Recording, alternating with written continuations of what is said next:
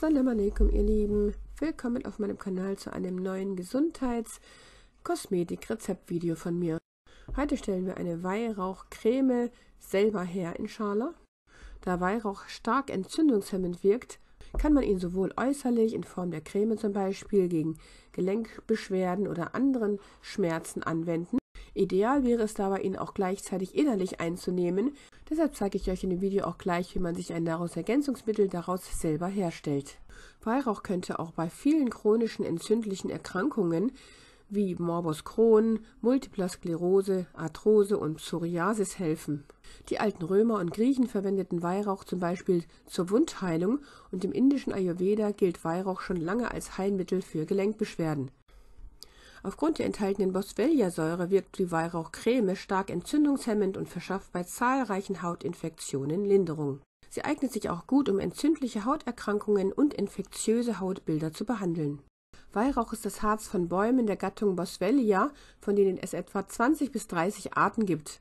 Weihrauchbäume mögen trockenes Klima, sie wachsen auf der arabischen Halbinsel, in Afrika und in Indien. Der beste Weihrauch soll der Boswellia sacra aus dem Jemen oder dem Oman sein, aber auch der Boswellia cateri aus Somalien, also der ostafrikanische Weihrauch, soll um einiges wirkungsvoller als der indische Boswellia serrata sein, der überall angeboten wird. Weihrauch ist praktisch der Saft, also das Blut des Baumes, und der wird gewonnen, indem die Rinde des Baumes eingeritzt wird, sodass das Harz austritt. Seit den 1980er Jahren ist das wissenschaftliche Interesse an Weihrauch enorm gestiegen, sodass inzwischen zahlreiche Studien dazu erschienen sind. Denn Weihrauchharz besitzt entzündungshemmende, antibakterielle, antidepressive und schmerzlindernde Inhaltsstoffe. Deshalb wäre es zu empfehlen, ihn innerlich als Nahrungsergänzungsmittel einzunehmen. Was man auch tun kann, ist, dass man ihn einfach kaut, denn er ist wie ein natürliches Kaugummi. Zwar schmeckt er relativ bitter, aber wie wir wissen, sind Bitterstoffe sehr gesund, weshalb es sich allemal lohnt, sich an solch ein natürliches Kaugummikauen zu gewöhnen. Wir werden den Weihrauch jetzt mit der Kaffeemühle vermahlen zu feinem Pulver, aber dabei muss man aufpassen, dass man ihn nicht zu stark vermahlt, weil er dann anfängt zusammenzukleben und auch die Kaffeemühle total verkleben würde. Und das ist hier jetzt passiert, wie wir sehen, weshalb ich dann später nochmal eine Portion vermahlen hatte und dann eben nur geringfügig, sodass ich dann ein richtiges Pulver daraus erhalten hatte. Und nur das kann man dann natürlich verwenden, wenn man jetzt daraus Nahrungsergänzungsmittel herstellen möchte, indem man sich halt dieses Pulver selber verkapselt. Und das sehen wir jetzt hier. Hier haben wir jetzt ein schönes Pulver und das verwenden wir dann dafür, daraus Nahrungsergänzungsmittel herzustellen, indem wir das Pulver verkapseln. Der verklebte Weihrauch hier, den kann man natürlich nicht dafür verwenden, den kann man jetzt zum Kauen verwenden zum Beispiel oder auch später für die Salbe, das zeige ich euch gleich. Die halbautomatische Kapselmaschine wird dann einfach hier halt mit den großen Hälften der Kapseln gefüllt, dann kommt eben das Pulver darauf, wird überall gleichmäßig verstrichen, nochmal angedrückt, damit wirklich alle Kapseln gründlich gefüllt sind und keine Luftlöcher entstehen. Und letztendlich kommen dann die kleinen Kapselhälften darüber und dann haben wir am Ende unsere fertigen Kapseln. Ich kann euch mein Video hier nochmal verlinken zu den Nahrungsergänzungsmitteln, die man sich selber herstellen kann, wo ich nochmal im Detail gezeigt hatte, wie man das anstellt.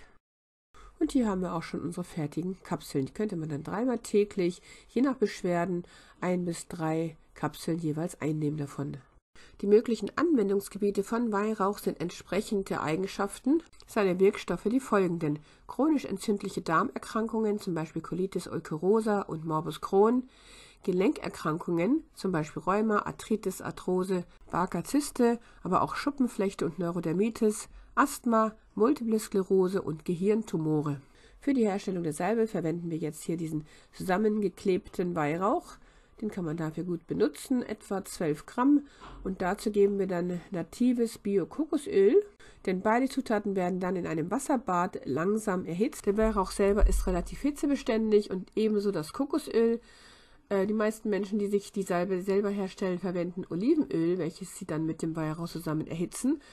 Aber Olivenöl sowie alle ungesättigten Fettsäuren sind eben nicht hitzestabil und die würden dadurch ranzig werden und ihre guten Eigenschaften verlieren.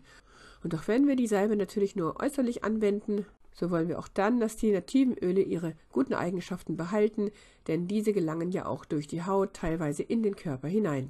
Sobald sowohl der Weihrauch als auch das Kokosöl geschmolzen sind, Lassen wir die nochmal eine Weile lang im Wasserbad liegen, damit die Wirkstoffe aus dem Weihrauch gut in das Kokosöl übergehen. Danach geben wir die Shea-Butter noch ins Wasserbad, damit auch diese schmilzt, wie wir gerade gesehen haben. Währenddessen werden wir dann schon mal hier die Weihrauch-Kokosöl-Mischung durch ein Tuch sieben. Ich habe hier dieses kleine Säckchen verwendet, man kann aber auch einen Nussbeutel oder einen Käsebeutel verwenden. Dann wird dieser Beutel gründlich ausgepresst, bis sämtliches Öl den verlassen hat. Teile vom geschmolzenen Weihrauch kommen mit durch, aber den wollen wir ja auch in der Salbe haben. Und jetzt können wir nach Belieben verschiedene native Öle hinzufügen. Ich benutze hier wieder mein Bio-Moringa-Öl. Das wirkt antiseptisch, antibakteriell und antioxidativ und unterstützt die natürliche Vitalität der Haut. Ferner gebe ich hier noch einige Tropfen Vitamin E-Öl hinzu für die längere Haltbarkeit der Weihrauchsalbe und als starkes Antioxidant. Dann kommt noch Arganöl hinzu, welches feuchtigkeitsspendend, antioxidativ und antibakteriell wirkt. Einige Tropfen Teebaumöl, die entzündungshemmend und wundheilend wirken. Einige Tropfen Bio-Rosenöl für den guten Duft. Und dann noch mein selbst hergestelltes natives Rosenöl, welches ich aus bionativem Olivenöl hergestellt hatte. Das Video dazu verlinke ich euch gerne hier oben. Und schlussendlich kommt noch die geschmolzene Bio-Shea-Butter hinzu. Die Shea-Butter und das Kokosöl geben hinterher der Creme ihre Festigkeit. Und jetzt wird einfach alles mit dem Vitamix einmal kurz durchpüriert, bevor wir dann die fertige Salbe in ihre dafür vorgesehenen Behälter gießen. Im Grunde genommen ist also die Herstellung dieser Weihrauchsalbe wirklich sehr einfach, weil es nur wichtig ist, am Anfang eben den Weihrauch zusammen mit dem Kokosöl zum Schmelzen zu bringen, die Mischung dann nochmal 10 Minuten im Wasserbad liegen zu lassen, damit wirklich alle Inhaltsstoffe des Weihrauchs in das Kokosöl übergehen.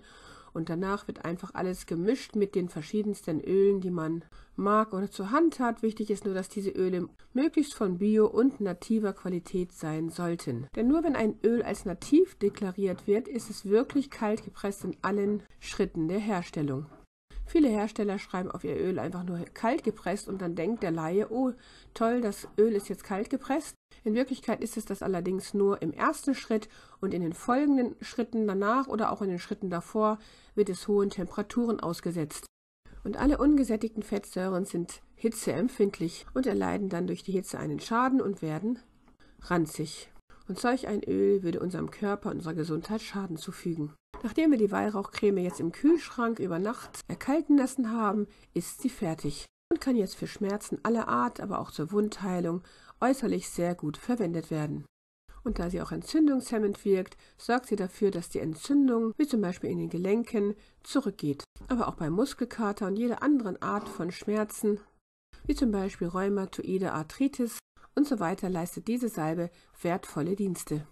Ideal wäre es, die Salbe zu kombinieren mit der innerlichen Einnahme der Kapseln und oder dem Kauen von Weihrauch.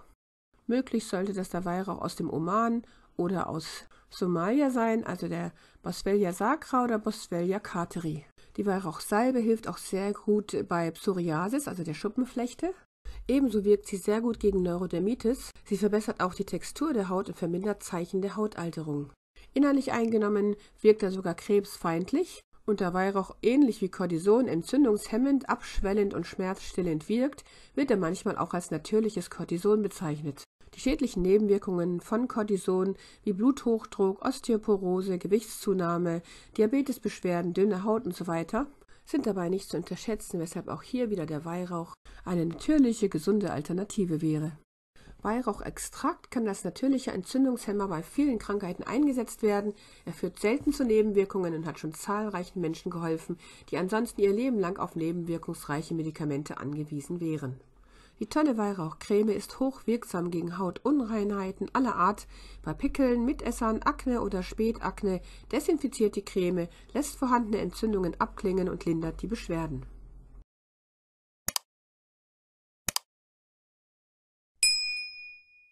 Liebste Grüße, Salam Aleikum, eure Maria.